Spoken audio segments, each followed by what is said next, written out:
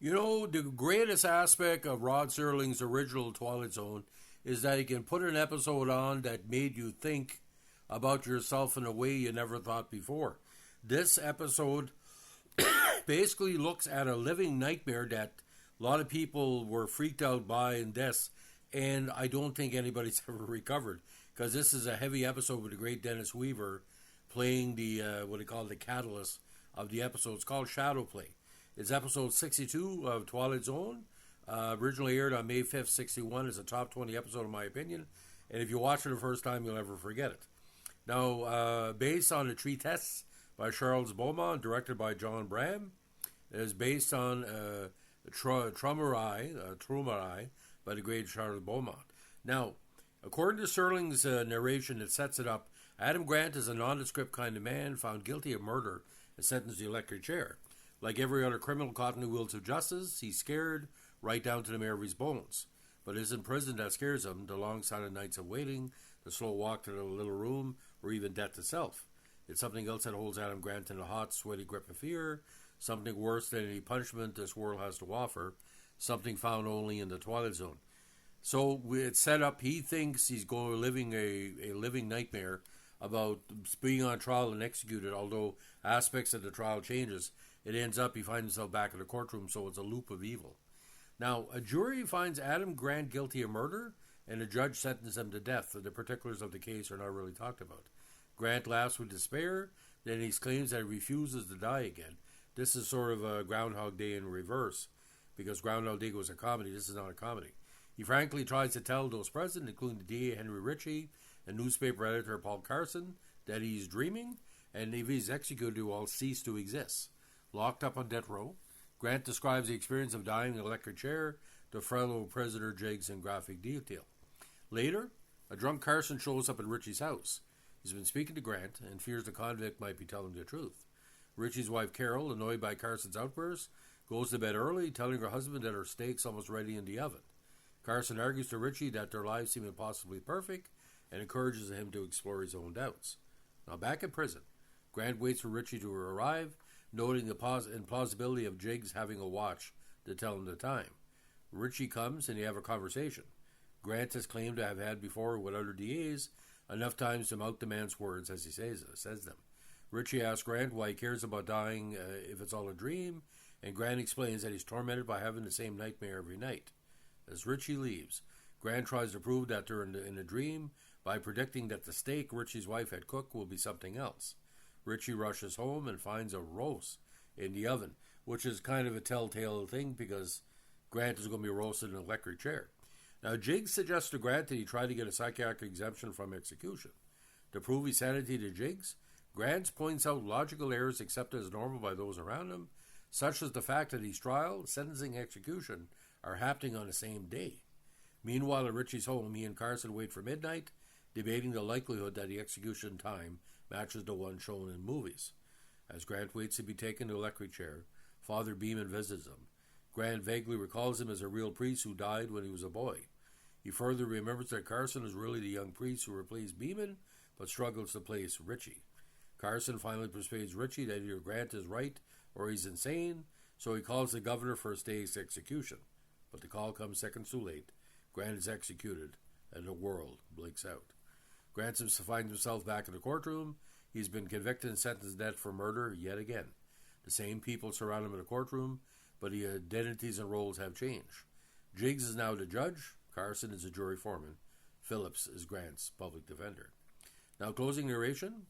We know that a dream can be real, but ever thought that reality could be a dream. We exist, of course, but how? In what way?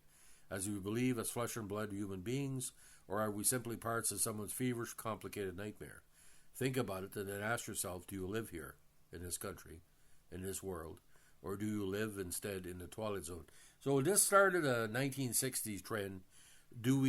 Are we in a dream when we're dreaming, or is reality a dream, like the old sitting around a bunch of hippies having dope and stuff like that? But people were talking about later on, because the concept of human experience, you probably, as a listener, you know what I'm talking about. You have a dream that makes no sense. You go to places you've never been before, but previous memories are muddled. Some are sexual, some are financial, Some are aggressive, some are passive, some may make absolutely no sense. The human brain can give all kind of joy and pleasure in the dream. But here's what's going on. Is the dream itself a dream within a dream? Like this movie is. I mean, well, teleplay.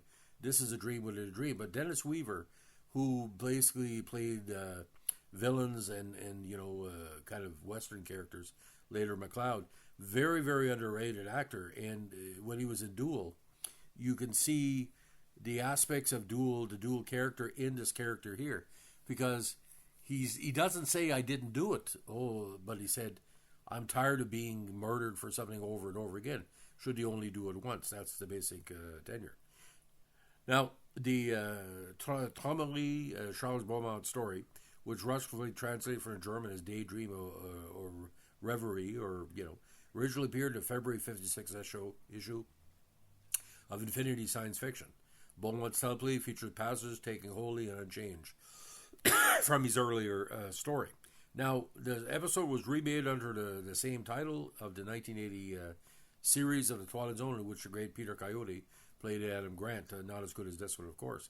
But the Twilight Zone radio drama, getting Ernie Hudson to play the character, he's not too bad of an actor, but doesn't make any sense. Now, the Twilight Zone episode by season 2 was a strong, but I think the last of second season is about as strong as you're going to get. You look at after the videotape episodes, you had Mr. Dingle the Strong, okay, 100 yards over the rim, the Rip Van Winkle caper, very underrated, the Silence Shadow Play, Did a Mind in the Matter, Will the Real Martian Please Stand Up, and The Obsolete Man. It wasn't really Serling's series at the end of the second season. He was getting the best of his writers and directors, and I find that the music really works in this. But John Bram, who was the director, ironically was a German film and television director. Did mostly international stuff, and of course best known for the 3D horror classic The Mad Magician. Now, Twilight Zone was kind of one of his most interesting directing parts. Ironically, as a director, this is a true story. He was on his way to a great career, but he had married an actress named Hannah who ran off with another thespian, leaving him seriously depressed. He eventually came to North America, and his style was brought to it. So it's sort of like he takes a German expressionism style. A lot of shadows.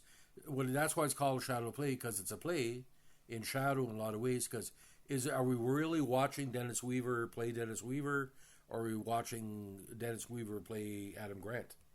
So is it Dennis Weaver playing himself? Like I said, you watch the episode to see what I mean. You got to rewatch it. By the way, if you're drunk on a Sunday night back in the day, watching this on WDIV from Detroit, it could freak up your buzz. This is a fucked up episode, and if you think about it too much, you're not gonna leave the house for like 40 days, because if this is a dream, it's like, when do I wake up? So Dennis Weaver, 4 stars for this performance. One of the better, what he call non-McLeod performances of his career, non-dual. If you like what you're doing here with the Twilight Zone podcast, let us know. Well, like, comment, subscribe, or share. Bye.